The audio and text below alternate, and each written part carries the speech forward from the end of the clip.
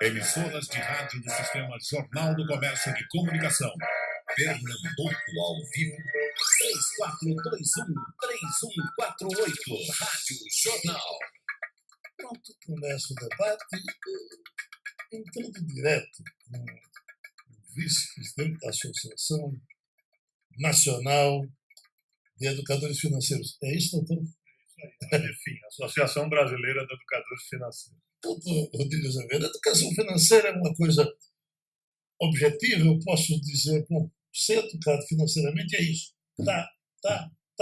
Ou é só aquele camarada que consegue dividir um ovo para 17 pessoas? Geraldo, a educação financeira não tem absolutamente nada a ver com número.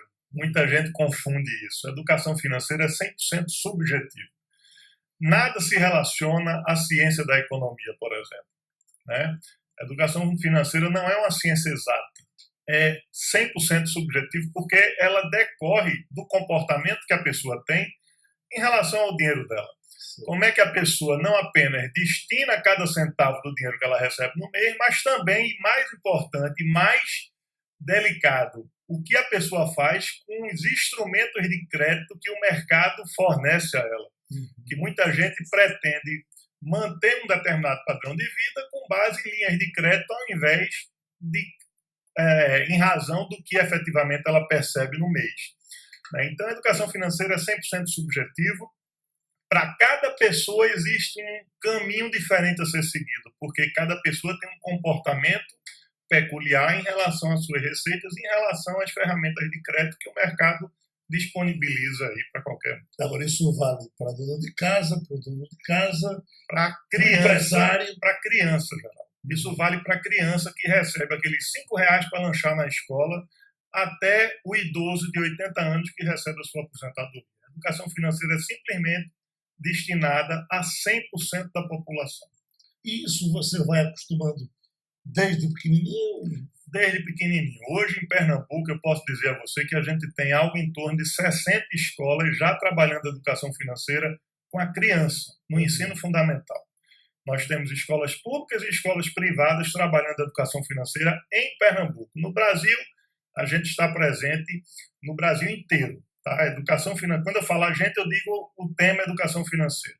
Está presente no Brasil inteiro. Hoje, inclusive, é obrigatório, né? Houve uma norma federal agora, toda escola no Brasil, seja pública ou privada, tem que inserir o tema educação financeira na grade curricular da escola, e é algo ainda incipiente para a dimensão do Brasil, mas tenho a certeza que isso vai crescer muito, porque é um tema que aflige a todas as pessoas desse país. O brasileiro, de um modo geral, é deseducado financeiramente? Completamente deseducado. Nós não recebemos, a minha geração, a sua, acredito também, a dos meus pais, a dos meus avós, enfim, não receberam ensinamentos sobre a educação financeira, seja na escola, seja dos pais, seja dos colegas, enfim. Nós somos deseducados financeiramente.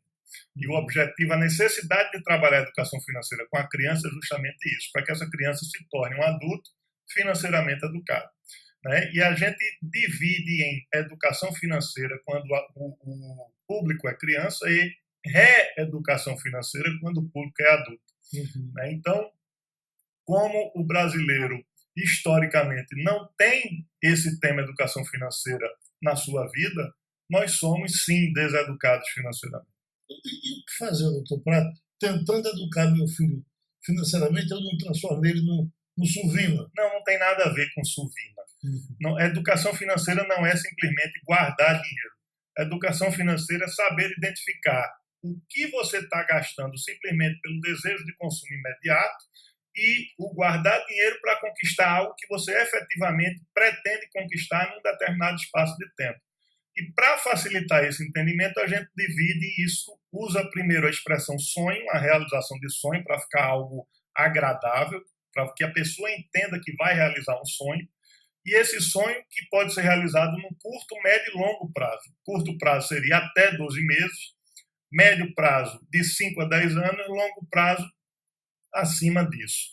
Né? Para a criança, como isso é uma coisa muito pouco pautável, para a criança a gente trabalha curto prazo 1 mês, médio prazo 6 meses, longo prazo 1 ano. Então, no final do ano letivo, a criança vai realizar um sonho de curto, de médio e de longo prazo na escola, para que ela comece a perceber que, abdicada daquele desejo imediato e instantâneo, tem uma compensação que é a conquista de algo maior, mais pautável, mais significativo na vida dela, com 30 dias, com 6 meses e com 1 ano.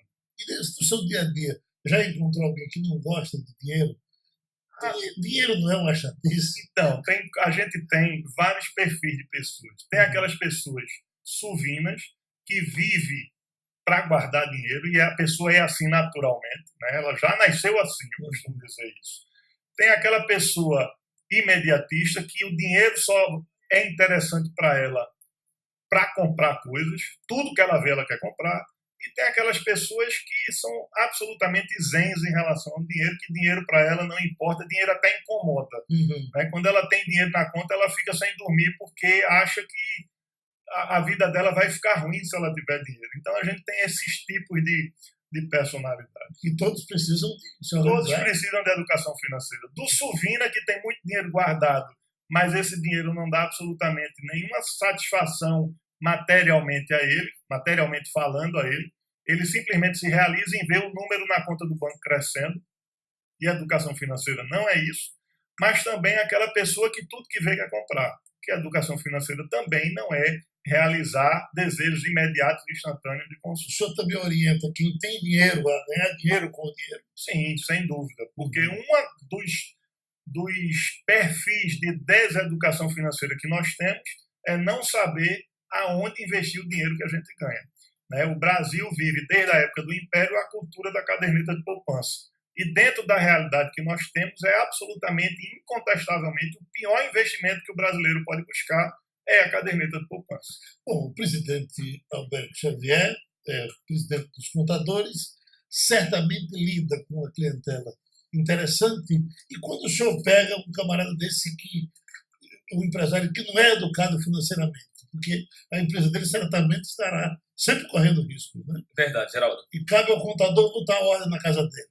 Pois é, a gente tem um papel fundamental de orientar nosso cliente e entender o seguinte, que crédito é um elemento muito importante na vida. Quando nós temos o crédito e sabemos aplicá-lo para um uso consciente, nós adquirimos grandes conquistas, né? É um veículo, é um imóvel, e a empresa ela tem uma necessidade de crédito superior ainda. Ela precisa estar movimentando, ela compra a prazo, ela vende a prazo, porém crédito é uma armadilha muito grande e ela tem que ser monitorada. Nós temos que ter educação financeira.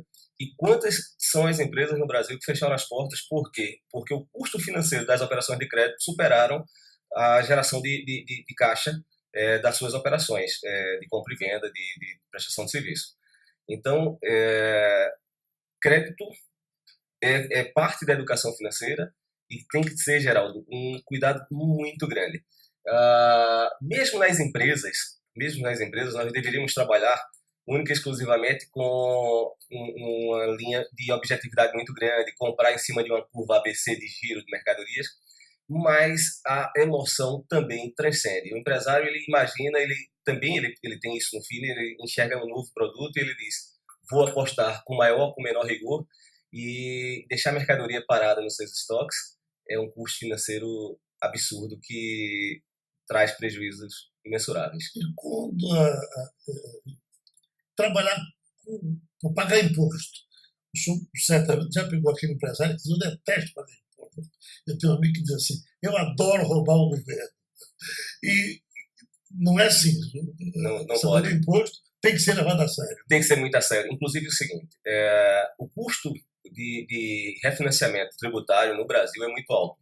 Enquanto eu pago a multa de um título que eu deixei de pagar em dia com 2% de multa e tal, e uma taxa de juros, eu deixar de pagar um tributo federal, eu vou estar imputando multa de 20%, sujeito ainda a uma progressividade para 75%, além da taxa Selic. Então, aqueles que deixam, porque o governo pode ter ficado calado, né? O fornecedor que ele ia pagar uma multa de 2%, com 5 dias estava lá cortando o fornecimento dele, estava reclamando, então ele, eu vou deixar de pagar o título do governo, vou deixar de pagar um DAF, mas o custo financeiro dessa operação é muito alto. Então, novamente, precisamos de uma educação financeira, precisamos de alguém que esteja efetivamente mensurando o impacto que essa gestão financeira vai trazer para o futuro da empresa. Presidente, certamente tem uma coisa que a mesa toda certamente concorda, que uma das coisas para se escolher com muito cuidado para uma empresa é o contador. Sem dúvida, Geraldo. É uma função que ela traz uma responsabilidade consigo muito intensa, né? O Código Civil responsabiliza o profissional contábil por ilícitos que sejam praticados ali na empresa. E dentro dessa linha de responsabilidade, todo profissional de contabilidade tem que ter uma consciência muito grande do seu trabalho. Essa questão que você colocou ainda há pouco.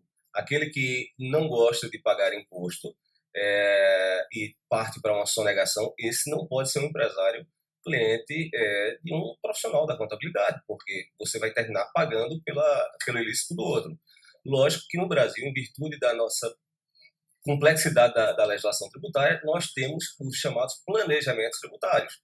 E aí, você estudar de que forma você vai ter o menor impacto tributário nas operações, esse é um outro elemento que muitas vezes, por falta de um planejamento tributário, as empresas fecham, porque ela termina pagando muito mais do que o seu concorrente. Você não consegue ficar no mercado em que o concorrente está favorecido, seja através de um planejamento tributário tradicional, seja mesmo através de um incentivo fiscal. Né? Se o Estado conceder um incentivo fiscal para a indústria A e a indústria B está pagando uma carga tributária completa, sem a redução do incentivo da sua concorrente, ela não consegue permanecer no mercado. O doutor Rogério, de propósito, deixou para o final, porque certamente, como bom operante, diretor do PROCON, o senhor conviveu. Foi quanto tempo do PROCON? Eu passei 8 anos à frente do PROCON do Estado e hoje estou como superintendente do PROCON de Jaboatão dos Guararapes. Então, o senhor tem convivido o tempo todo com os atropelos que acontecem com as pessoas que não se organizam financeiramente. Pois é, então vamos bagunçar um pouquinho essa história, porque eu entendo que, sem sombra de dúvida, respeito meus colegas, a educação é fundamental. Nós temos o mesmo pensamento com relação à educação financeira. Eu só quero fazer uma ressalva aí, que são 2 fatores, na minha opinião, muito importantes, muito geral. O primeiro é o momento de crise que o Brasil vive, não é? E segundo é a forma abusiva de oferta de crédito. Tá? Essa forma abusiva de oferta de crédito que vem praticando no mercado e a necessidade em razão do momento em que o brasileiro vive termina levando o brasileiro a uma situação de inadimplência. E numa situação dessa, por mais que a gente eduque o consumidor, mas ele vai pensar primeiro na feira da família. Ele vai pensar primeiro na situação vexatória que ele está vivendo. Muitas vezes com um irmão desempregado, ele está desempregado, ou a mulher perdeu o emprego, ou até já se empregaram no mercado, mas ganhando muito menos do que ganhava anteriormente, e isso acontece de monte. Não é? Então, o que é que acontece? Se prevalecendo dessa situação, existe essa forma abusiva de oferta essa oferta de crédito, e essa oferta de crédito vem, Geraldo, pegando essa pessoa de calça curta, ou seja, ele não tem muita opção, ele não tem muita opção, é pegar ou pegar, né? Então, era só essa, eu queria iniciar por aí. A segunda coisa que eu queria também... Eu queria também depois separar, porque a gente tem uma rodada só sobre crédito, que deve ser da maior importância, porque o crédito é muito bom e pode se tornar muito ruim também. Muito ruim também. Mais uma situação assim, que é impressionante, que vem acontecendo, Geraldo, as empresas que se beneficiam com isso, com esse crédito fácil, tá? Elas passam a conta da educação para o governo. Ou seja, na minha ótica, no momento em que você fuma um cigarro, Geraldo, tem escrito lá, faz mal à saúde, se beber não dirija, no caso da bebida, não é verdade? Então, os fornecedores, os empresários, os bancos, as instituições financeiras, elas deveriam ser responsáveis por essa educação, sabe? Devia existir lei própria para isso, para que o consumidor, e mais do que isso, não só, já que eles ganham tanto dinheiro, mas não só através da publicidade, mas também com o custo que isso causa ao governo.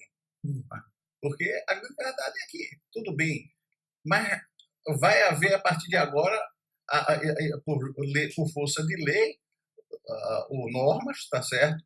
A necessidade, a obrigatoriedade de você de fazer a educação de uma criança, como o nosso colega acabou de dizer, o Alberto. É isso? Rodrigo, desculpa, Rodrigo. Mas, ao mesmo tempo, isso tem um custo. Né? E quem mais se beneficia com isso? Não vem gastando nada? Então, eu sou aquela pessoa que a gente tem procurado, inclusive, o prefeito Anderson tem dado um destaque muito grande, sabe, Geraldo, dessa parte de educação lá em Jaboatão. E a gente tem ido à comunidade, em especial a comunidade mais carente, justamente tratar de educação financeira, né? Buscar aqueles mais vulneráveis socialmente, para que a gente ocupe o Estado, o local que realmente nós temos que estar, e diminuindo com isso até a violência, onde o Estado está, diminui a violência, mas, ao mesmo tempo, eu acho que a gente tem que sentar com esses que fazem oferta de crédito, já com juros abusivos, aí a gente vai chegar nessa parte, né? Como a gente vai querer falar aqui do crédito rotativo, né? Que foi uma grande enganação, a mudança sistemática do crédito rotativo. Então, mas a gente tem que estar sim lá, mas não é justo que o custo fique com os PROCONs, com os municípios, ou com o Estado, ou mesmo até com um particular dentro de uma escola, porque isso termina repassando para quem? Se é uma escola particular. Para o pai do aluno, para o responsável pelo aluno. Doutor Rodrigo, eu venho de um estrato social onde as coisas eram muito difíceis de serem compradas nos meus tempos. Eu sempre me lembro do tal do sapato. O sapato era uma coisa muito cara. O menino do meu quilate para conseguir um sapato tinha muita dificuldade. Um rádio, um televisor, uma bicicleta, enfim, essas coisas eram muito difíceis. E com o passar dos tempos, elas foram se abrindo, e chegamos na situação de hoje. Quando você chega, por exemplo, numa favela onde falta um feijão, mas não falta uma televisão colorida, e etc. E o camarada vive com o papel na mão, quando o SPC solta ele se atualiza, ele volta novamente para comprar fiado. E isso é feito também para que as pessoas possam consumir, possam comprar. Como é andar em cima dessa navalha? Geraldo, apesar da gente ter uma diferença de idade, eu posso dizer a você que eu vivi também a época da inflação. Eu era criança e via a vida dos meus pais, o estresse dos meus pais com relação à inflação. Onde se você recebia o salário em um dia e nesse mesmo dia corria para o supermercado para comprar a feira do mês, porque no dia seguinte a feira já custaria mais caro. Então, eu vivi essa época como criança, mas vivi e tenho isso muito claro na minha cabeça.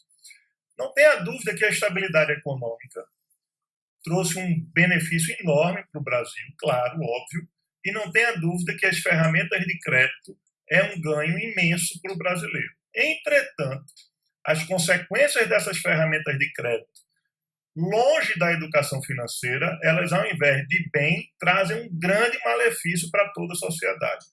Eu talvez tenha sido mal interpretado aqui pelo meu colega, Dr. Rangel. Eu quero dizer que, como educador financeiro, nós não somos parceiros de bancos, de instituição financeira e de oferta de crédito. Ao contrário, nós somos um grande lutador.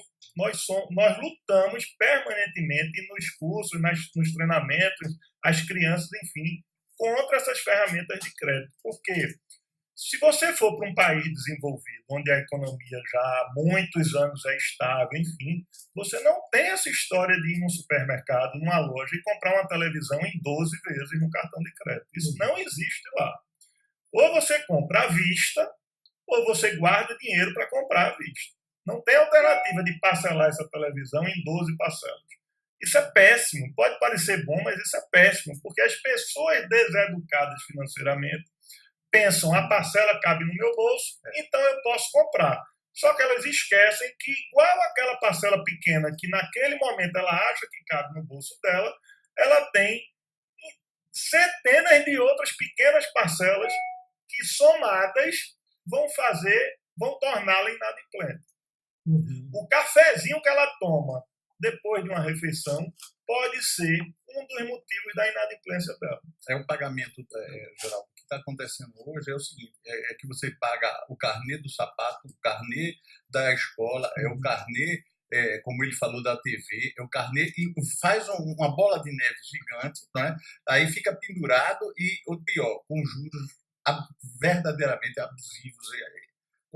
Às vezes ainda sem juros, mas a ferramenta do crédito que sem a educação financeira, eu também concordo com o Dr. Rodrigo e parabenizo a ação por estabelecer, trazer a ferramenta da educação financeira para a criança, e ainda coloco mais, entendo que o empreendedorismo também deve ser algo a ser trazido para o ensino fundamental, e essa educação ela faz-se necessária para que você entenda que, independente, eu posso trabalhar numa economia em que a taxa de juros seja bem razoável, quase zero, nunca negativa, lógico, e vou me atrapalhar se eu não souber fazer a gestão do meu recurso.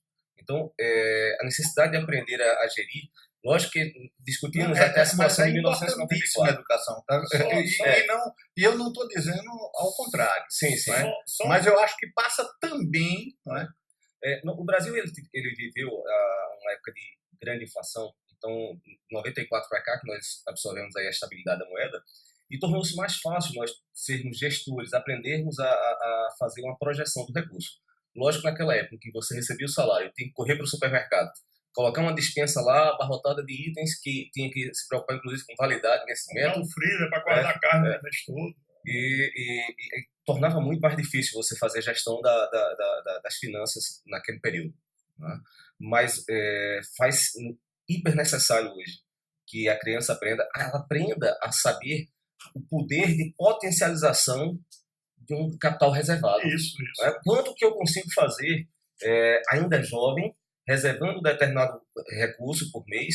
Esse recurso ele tem uma capacidade de alcançar milhões numa idade avançada, e que muitas vezes nós nos deparamos com amigos, com colegas, com clientes que chegam em determinado momento da vida e dizem: eu tenho que começar a me preocupar com a aposentadoria. Eu digo: agora, amigo. E essas preocupações chegam sempre depois dos 40 anos. Depois dos 40 anos de idade, depois dos 40 anos. Tem um tempo na vida que a gente acha que tudo se resolve. Mas, isso. Geraldo, eu queria só fazer um registro aqui,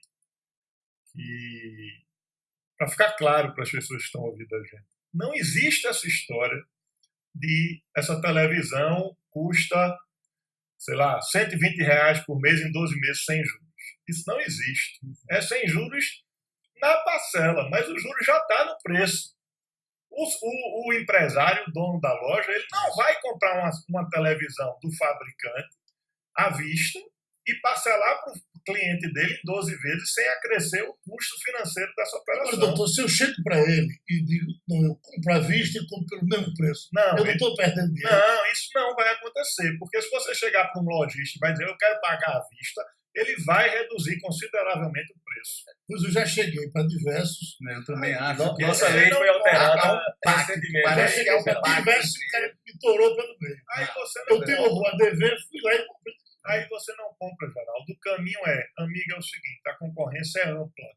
Ou você me vende com um desconto para eu pagar à vista, ou eu vou buscar o seu concorrente. E você vai achar o vendedor que vai te vender aquele mesmo produto com desconto para receber à vista esse seu dinheiro. Porque o dinheiro ele tem um custo, Geraldo.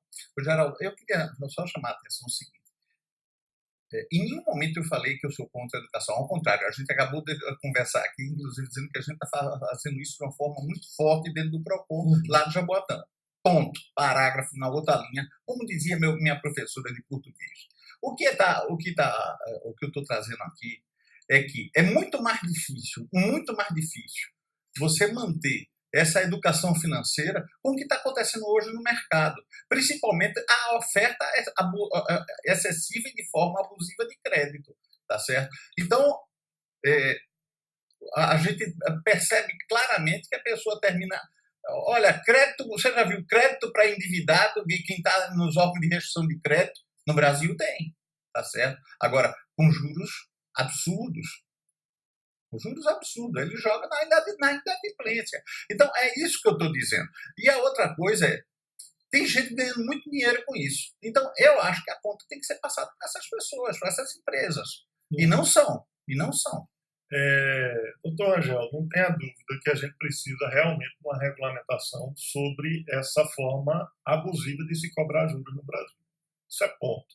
Outra coisa, ainda que a gente não tenha essa regulamentação, que eu estou aqui defendendo como presidente da ABFIM, porque a gente entende e tem plena convicção de que a educação financeira realmente muda a forma que a pessoa enxerga todas essas ofertas, não só de crédito, mas de qualquer coisa. Oferta de produtos. Qualquer Quando coisa. você vai a um shopping center, você encontra lá um mundo de lojas trazendo ali o status de uma marca de roupa, o status de uma marca de celular.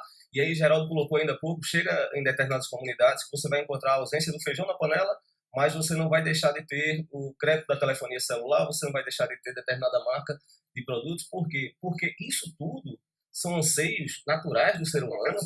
Né? E que se eu os caras querem se aproveitar disso. Se eu não aprendi a controlar esse assunto. Vocês, que a conversa foi ficando boa, estourou o tempo do comercial, vamos nele, a gente volta já. Rádio Jornal. Pernambuco ao vivo.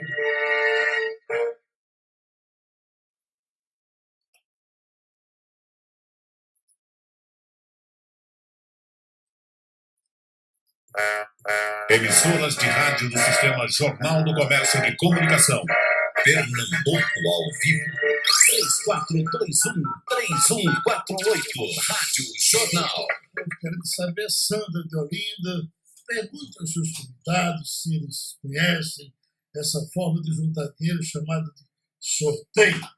Junta um grupo de pessoas, cada uma dá um valor por alguns meses, dependendo do número do sorteio, cada um vai receber um valor que todos deram por mês. Eu conheci muita gente que fez isso, e acho que se isso for feito num grupo honesto de pessoas de bem, não é um bom negócio, não.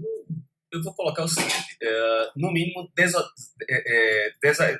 vai deseducar o cidadão. Deseduca. Deseduca. Porque é o seguinte, Geraldo, veja, eu tenho um projeto entre 10 mais 9 amigos, um grupo de 10, de alcançar a quantia X.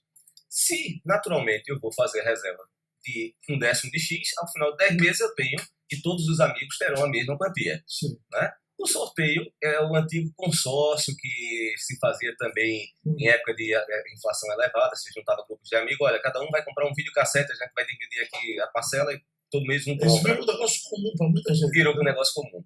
Né? Mas entendemos o seguinte, se o cidadão ele precisa ter consciência de que recurso não é, se eu ganho 10, eu não posso gastar 10. Eu tenho que gastar menos de 10. Eu tenho que separar um percentual do meu valor percebido e deixar para emergências, para situações que eu queira projetar para um prazo maior na minha vida.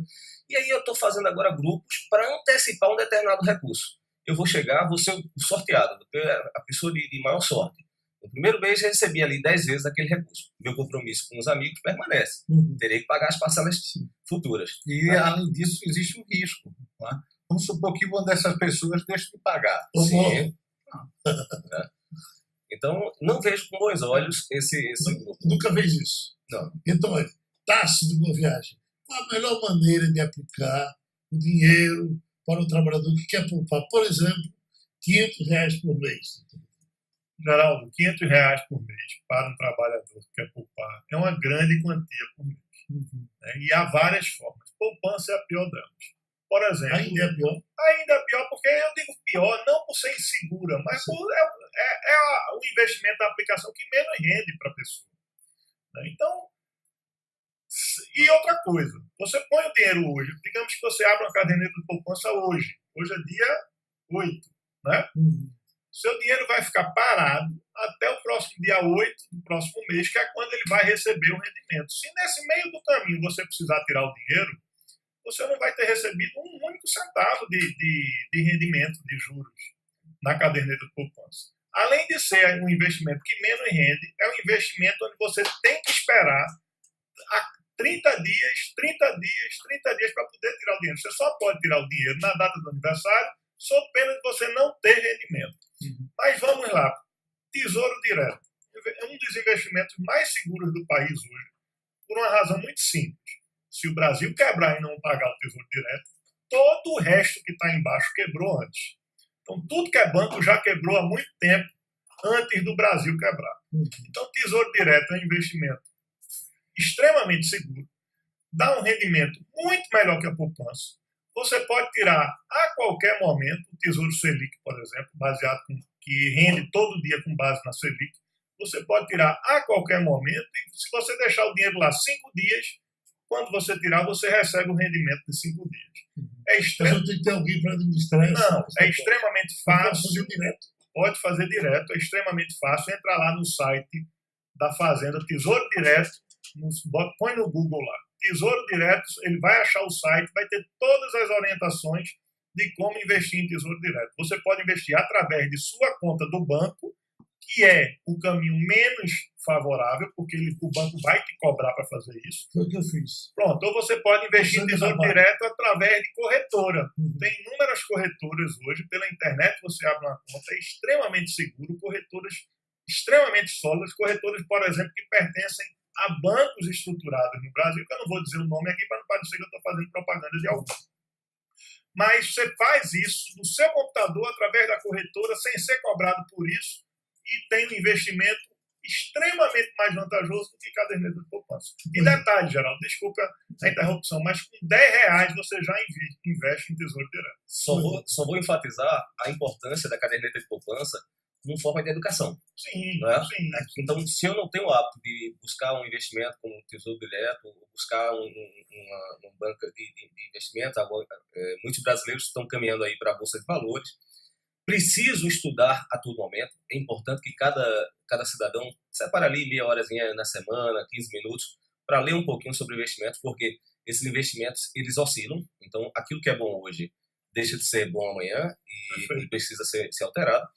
Mas a caderneta de poupança é uma excelente forma de você disciplinar. Se eu sei que recebi 10 e não posso gastar 10, chego no dia do recebimento, já transfiro para lá meu percentualzinho de investimento e direcionamento futuro. Depois eu vou estudar o que é que eu vou fazer com esse recurso. Eu costumo dizer, Geraldo, que se você não guarda nada, começar guardando na caderneta de poupança já é um grande avanço.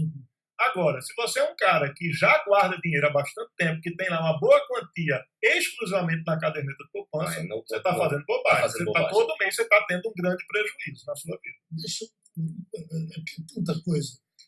E cada vez mais. Por exemplo, quando dizem quem quebra a empresa é banco.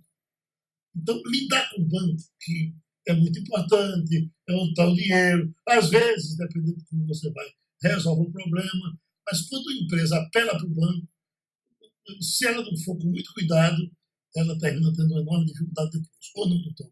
Com certeza, Geraldo.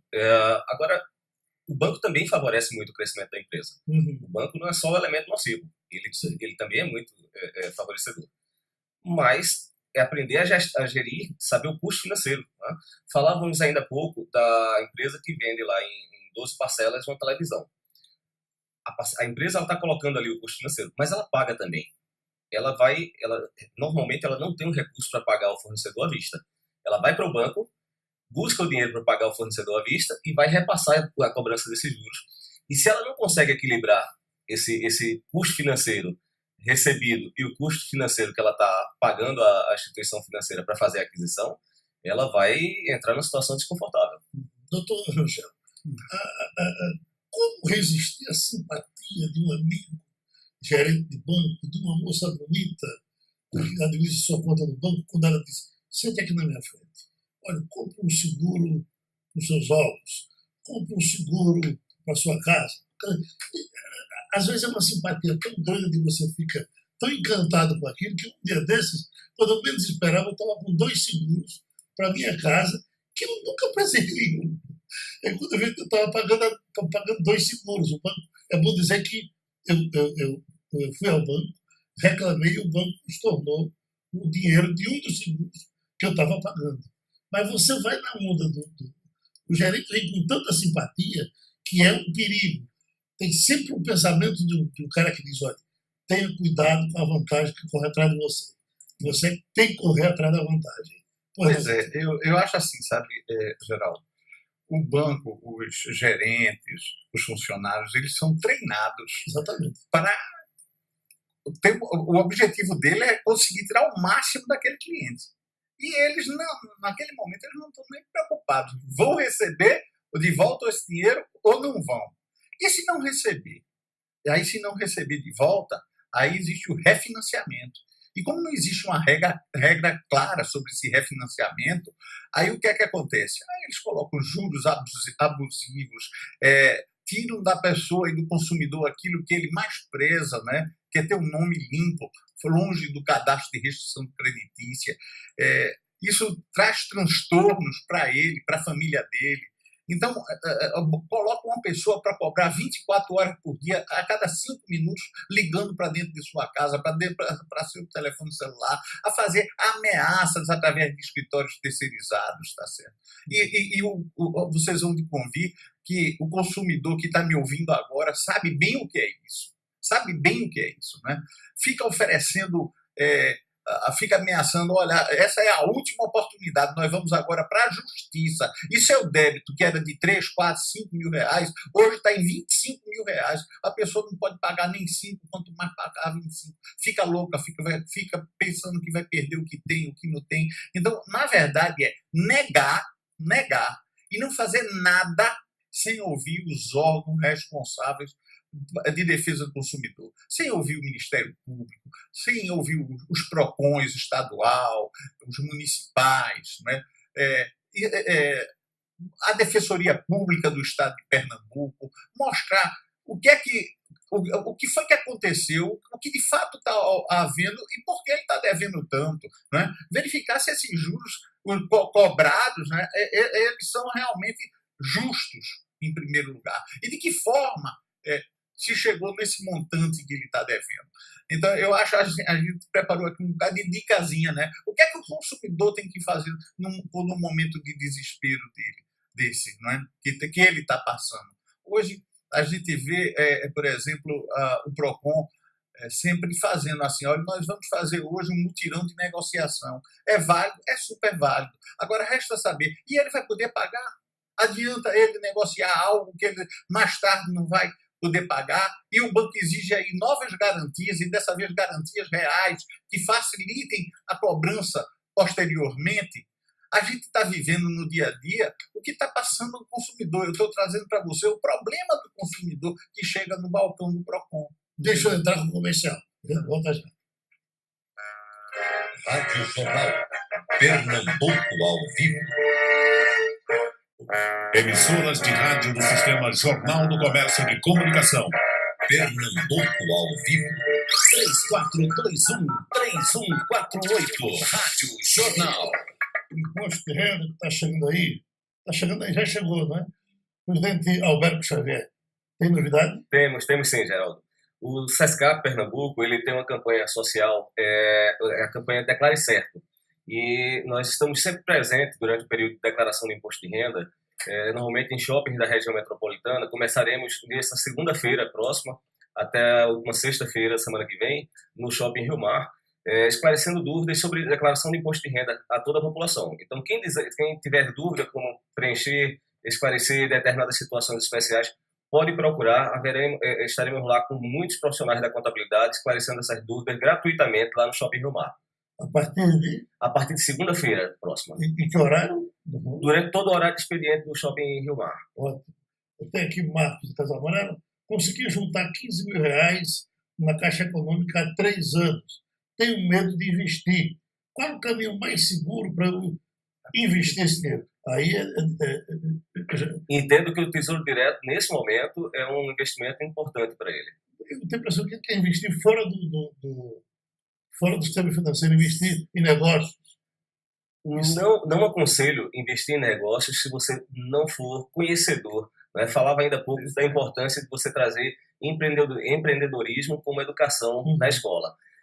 O brasileiro ele tem uma vontade de ser empreendedor fabulosa, mas para empreender é preciso primeiro conhecer aquilo que você vai O fazer. Sebrae não orienta bem. O Sebrae tem muitas orientações, se ele anseia efetivamente, mas é preciso saber bem o momento de empreender, ter um anseio muito grande e se preparar muito, porque é muito comum o resultado ser de insucesso nas primeiras tentativas. Doutor Rodrigo João, nova descoberta. Tenho medo de investir na Bolsa de Valores. Bolsa de Valores é lugar para assalariar? É sim, Geraldo. Só que né, é preciso conhecimento. Não dá para simplesmente abrir uma conta na corretora hoje sem nunca ter lido nada sobre Bolsa de Valores e colocar o dinheiro lá numa ação que alguém disse a ele que é boa. Não é assim que funciona. Então, algumas coisas precisam ser lembradas ao colocar dinheiro na Bolsa de Valores. Primeiro, Bolsa de Valores é um investimento para longo prazo. Essa história de colocar dinheiro hoje e tirar daqui a uma semana com um ganho extraordinário, isso é coisa para especulador, para profissional da Bolsa de Valores. Poucas pessoas fazem isso bem. O investidor normal, como nós, que quer investir na Bolsa de Valores, tem que pensar nela para longo prazo, porque é renda variável. E da mesma forma que ela pode variar para cima, ela pode variar para baixo também. Deixa eu fazer a minha consulta. É o seguinte, uma vez fui para a Bolsa de Valores e parece que investi na Petrobras. Eu um tempo que em todos os compêndios que viu, o cara oferecia a Petrobras no meio. Né? E aí, na hora que eu entrei, parece que foi um dia. Quando eu cheguei no dia, tudo começou a cair. Eu corri, tirei o dinheiro e tirei quase pela metade. Você cometeu o erro básico que todo principiante de Bolsa de Valores comete. Bolsa de Valores é para longo prazo. Do mesmo jeito que você viu ela caindo, amanhã caiu de novo, depois de amanhã cai de novo. Daqui a pouco tempo ela começa a subir. E se você olhar esse histórico desse período, você vai ver que ela teve um ganho enorme ao longo do tempo.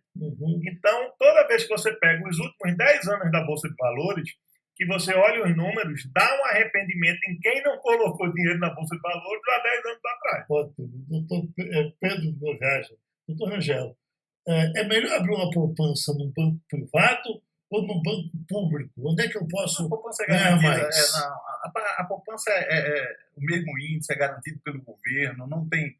Aí eu digo apenas o seguinte... Havia uma fixação em poupança da Caixa, isso é só propaganda? É só propaganda. Inclusive, eu acho até que a poupança, você tem que procurar um banco, claro, hoje todos os bancos brasileiros são sólidos, mas que lhe ofereça maior conforto interno, já que o rendimento é basicamente o mesmo.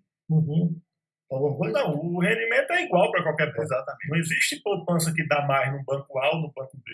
Né? Quem define o rendimento da poupança são taxas oficiais do governo. Então procure aquele que vai lhe oferecer mais. Que você não vai enfrentar a fila na porta do banco, que vai lhe atender com dignidade. Comece na poupança, Geraldo, mas aprenda um pouquinho e saia da poupança, porque lá você perde dinheiro todo dia. Entendeu? Mas não se aventurar, né? Isso faz parte, inclusive, da educação. A gente estava falando de Bolsa de Valores aqui. Primeiro, Bolsa de Valores não pode ser o único investimento que a pessoa tem. Bolsa de Valores é um investimento onde você vai colocar uma parte de sua reserva nela.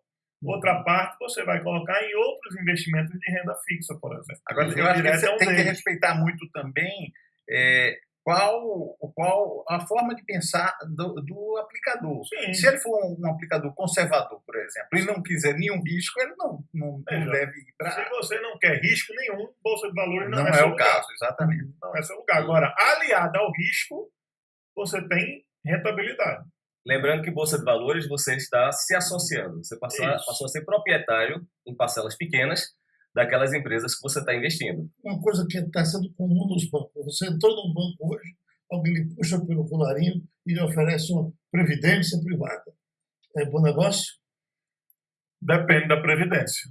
né? Há previdência que é bom negócio e há previdência que você paga muito caro por isso. A depender do banco, a taxa que você vai ter nesse banco pode estar lhe causando prejuízo ao invés de benefício. Então, existem sim boas instituições onde o custo dessa instituição é consideravelmente baixo e que previdência é sim algo interessante.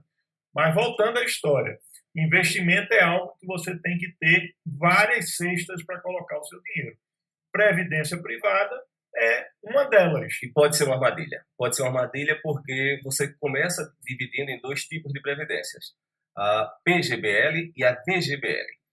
A diferença entre elas é que a PGBL ela tem dedução direta para o imposto de renda. Então, o assalariado que faz uma contribuição de PGBL é ótimo, já vou economizar no meu imposto de renda.